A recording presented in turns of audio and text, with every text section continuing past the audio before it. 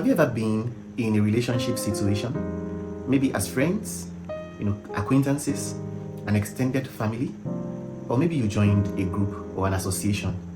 It's also possible that you have friends from school or friends from work. And for those of us, in relationships, maybe you have something with a sprinkle of romance.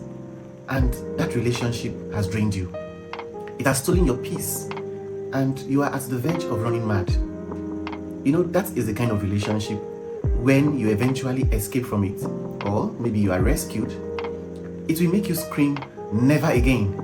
You want to be in a relationship that is healthy, a relationship that is happy, and a relationship that is long-lasting. Then I want you to stick around. This video is specially for you.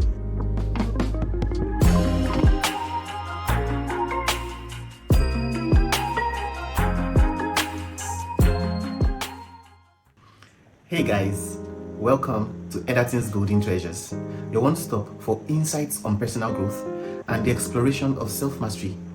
Here, we are all about growing together, and there is always something new to learn. If you are new to this channel, welcome. I want you to smash that subscribe button, like this video and share, because you're going to be learning so many things today.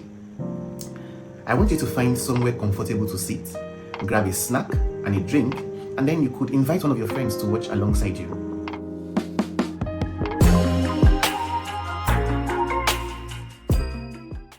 In this video, we are going to be learning about balance, the secret to healthy, happy, and long-lasting relationships. And we are going to learn how to build balance from scratch. Why balance? Too much giving without receiving is unbalanced. Too much speaking without listening is unbalanced. Too much sacrifice without reciprocity is unbalanced. Balance is everything in life and relationship. Why healthy? Because unhealthy relationships kill people faster than snake bites. A relationship that sucks your joy, sucks your peace, and sucks your confidence is no longer a relationship. It is a slow poison. Why happy? Happiness is one of the lofty goals in life. Why are you in a relationship that doesn't make you smile? A relationship where you cannot create memories that will live with you until you are old. Relationships are supposed to be home for you. If you are in a relationship that is not giving you these things, that relationship is not worth it. Why long lasting? Guys, let's be honest. Butterfly is sweet. You know that feeling you get when you meet somebody interesting for the very first time? It's as if you guys are attracted by a magnet. You feel that sweet sensation all over your body when you see their call, or when you hear their voice, or when their name is mentioned. And you want to be with them, spending quality time and having fun activities. I remember those days when we used to do midnight calls. And if you're in a romantic relationship, you would know what I'm talking about. You would stay awake at night trying to think about how your name is going to sound when combined with theirs. Funny, right? His name is James Ezekiel and your name is Grace Isaiah. Then you will think about it. If the names are combined, let's assume you're being invited on stage. Let us invite Mrs. Grace Ezekiel to the stage. Wow, it sounds nice, doesn't it? Yes, that is how butterflies feel. We can also turn it around when it's a guy and he imagines the day he's going to propose to the love of his life. He runs through the motions in his head and it is sweet. It is exciting. It makes you feel out of this world. But I want to bring you back to reality. Butterflies are really sweet, but they don't last forever if there is no balance. If you depend on butterflies alone, when the strong breeze of life blows, I'm telling you, those butterflies will fly away. As you turn 18 and you grow into adulthood, life will begin to test your relationships. It will no longer be about who is the most fun to be with or who can keep up with your energy. Bills will appear. Work stress will mount pressure on you. Family expectations will knock on your door, and you will need to take relationships more seriously than ever before. I am not talking about romantic relationships alone, but relationships in general. Because the foundation that you lay now is what will carry you for the next 70 to to 100 years. You begin to ask yourself critical questions. Who are the people in my life? What are my boundaries? Who adds value to my life? Who helps me grow? Who can I count on when the chips are down? What are my relationship principles? What can I do and what can't I do? These questions are critical and they will help you to start defining what your relationship is all about. Balance is the dividing line between the relationships that you will keep and the relationships that you will let go. It is the dividing line between the relationship that will help your life and that relationship that is going to mess up your life. I want to put it direct to you. Without balance, you will be used, misused, abused, and you will end up confused. When the purpose of a relationship is not known and there is no balance anywhere in sight, I can bet you that relationship is going to end with an abuse. Many of us enter into relationships with the wrong mindset and we stay in those relationships. When somebody is sacrificing and you are not reciprocating, it will soon turn to sadness. When somebody is giving and he's not getting back, resentment will soon follow. When somebody is helping, loving, kind, and sweet, and not getting reciprocity, that person will soon be like a dehydrated woman. Cheerful giving in relationships don't just happen when it is not balanced. If you want to have a healthy, happy, and long-lasting relationship, then it must be built, it must be maintained, and it must be balanced at all costs. So here is my challenge for you. I want you to take a minute and look at the relationships in your life. Is it balanced? If yes, then congratulations, you are doing something right. If no, you are not alone. I want you to type in the comment section and tell us, have you ever felt butterflies before? Have you ever stayed up late thinking about somebody?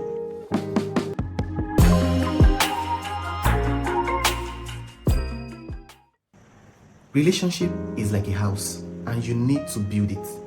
The first material you need to build a relationship is communication, because communication is the foundation of every healthy, happy, and long-lasting relationship. Let me be clear with you, and this is a bold statement. Without communication, every relationship is useless. You never share ideas. When you are asked questions, you only answer vaguely. Sometimes you don't even respond, you're just silent. And you call that a relationship? No, that is not a relationship. Communication is like your GPS in your phone or in your car. So even if you're driving the latest Range Rover and the GPS in your car is not telling you where you are going, you will be cruising confidently, but I tell you, you will be cruising in the wrong direction. Communication is not just about opening your mouth. It has two important lanes. You speak and you listen. It is just like the two legs of every human being. If one of the legs is not working, you will have to drag it along.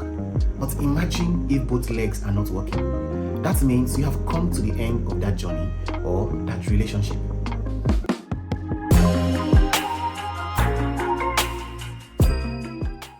I want us to look at the keys to communication. The first key I have is speak clearly. Say what you actually mean. How many of us have received that famous response when we send people heartfelt messages and the person will reply, K? What does K mean, for God's sake? Does it mean, okay, I understand you? Okay, I don't understand you? Okay, I am tired of you? Because the person you say it to will begin to analyze. Did I do something wrong? Is my response an offense? What have I done? Should I go? Should I stay? Should I call? Should I ignore? And you know what? At the end of the day, that person is confused. Especially when you receive this response from somebody that is important, like your boss at work, like your spouse, or like your father, for example. It makes you wonder, what do they really mean? I remember the story of one of my friends.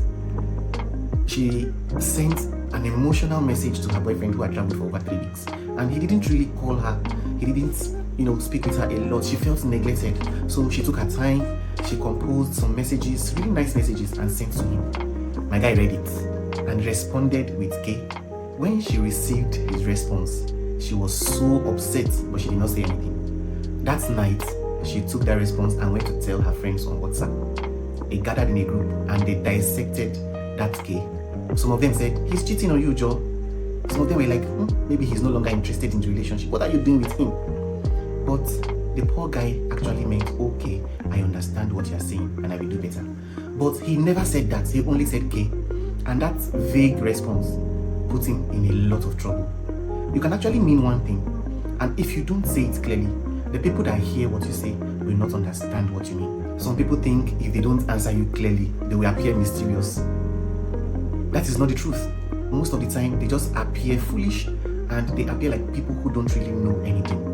It is confusing when you are vague, and much more, it makes people to assume. People can assume wrongly, and before you control the situation, a lot of things can go wrong. I had a boss who was fond of this behavior.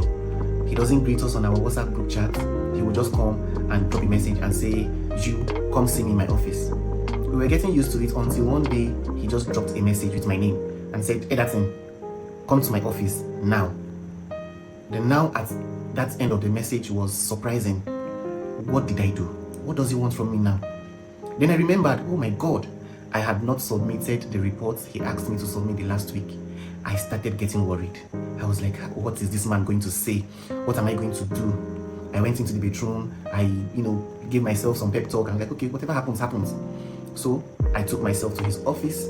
When I got there, he looked at me. I said, hey, okay, you've come, right? You know what? Where can I get roasted plantain in this area? And I was like, oh my God, is that what you wanted to know? Why didn't you just tell me, please come to my office, I need directions? Why did you have to be vague? I was almost having a heart attack. And since then, I told him, sir, please always be clear so that I will know what you want me to do. Guys, nobody is a mind reader. Even if this person is your soulmate, they cannot download your thoughts using Wi-Fi. If you don't speak clearly, you will lead them to assume. And when they assume, they will definitely assume wrongly. You know what they say about assumptions? It is the termite of relationships. It will begin to eat every good thing that have ever existed in your relationship until you have only doubt and lack of trust. And from there, several other challenges will raise their ugly head.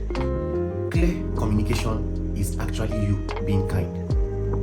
Because if you are not clear, it will be the case of one person is speaking English and the other person is hearing French. If you love peace, you want a healthy, happy, and long-lasting relationship, you must embrace speaking clearly. If you want to speak in code, you must make sure that the other person already knows this coded language.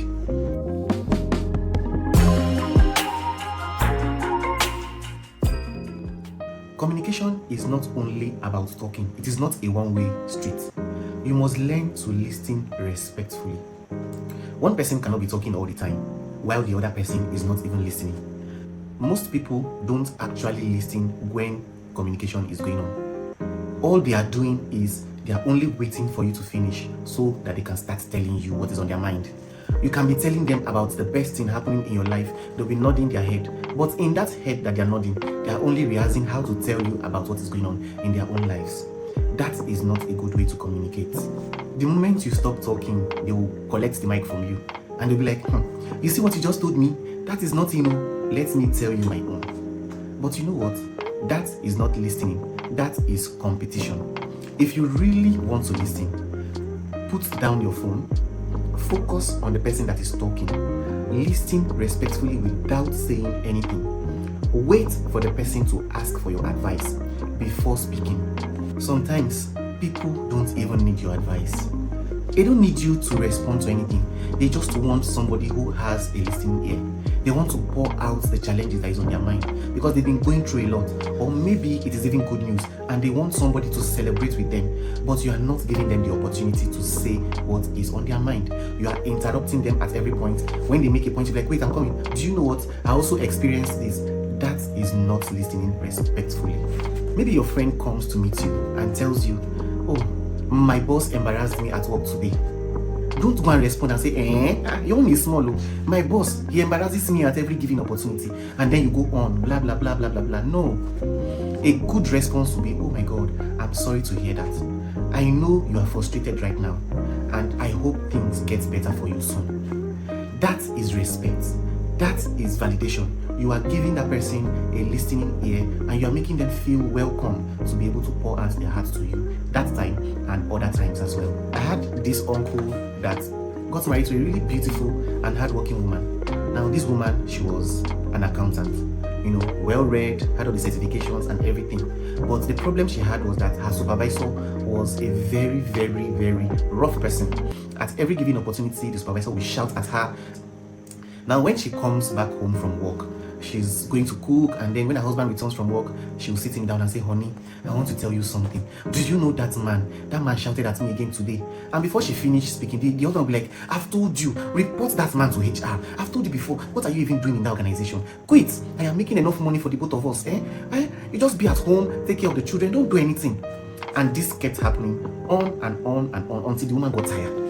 One day, the woman wanted to talk and the husband interrupted her, and she was like, honey, I want you to listen to me. You can't solve all my problems. Just listen to me. Sit down and listen. That was the day my uncle got the information. He was quiet for a minute, and for the very first time, his wife was able to tell him her problems without any interruption. Do you know what? The next week after that, she was able to figure out a way to deal with that boss that was always making her worried. She just needed somebody to listen so that she can think out her thoughts and then find a solution. That is what many people need. They don't need you to just come and then start providing their solutions and solving their problems. They need you to listen so that they can be able to think their issues through and find the solutions themselves. If you want to build balance, you must learn all you can about communicating properly. And I'm going to break it down in these 5 steps. Step 1, say what you mean and mean what you say. Don't say you are fine when you are actually dying inside. Be honest. Let people know how you really feel and what you really want. Step 2, make sure that you ask questions when you are confused. Don't just create a movie in your head with assumptions. Rather ask, excuse me, please, what do you mean by so and so? And make sure you get a detailed explanation of what the person means. Step 3, make sure you are listening respectfully and to understand what you are being told. Don't just listen so that you can respond and tell the person how miserable you are as well. It is not a competition. The person needs to know that you care and you are really there out of concern. Step 4, and this is very important, the tone you use when you speak or when you are responding to what you are listening to is very important. It can determine the difference between you care and you don't care. Imagine saying, I am sorry, but you're rolling your eyes or hissing.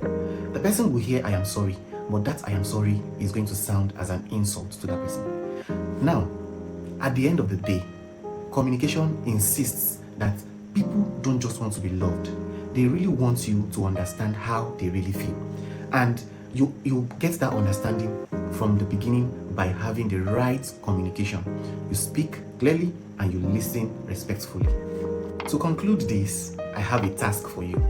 I want you to try your best to speak clearly to people around you, people you are in relationships with. And secondly, I want you to listen respectfully. Stop interrupting people when they are talking to you. Be it your family, your friends, your spouse, your love interest, your colleagues at work, your boss, whoever it may be, give them that listening ear.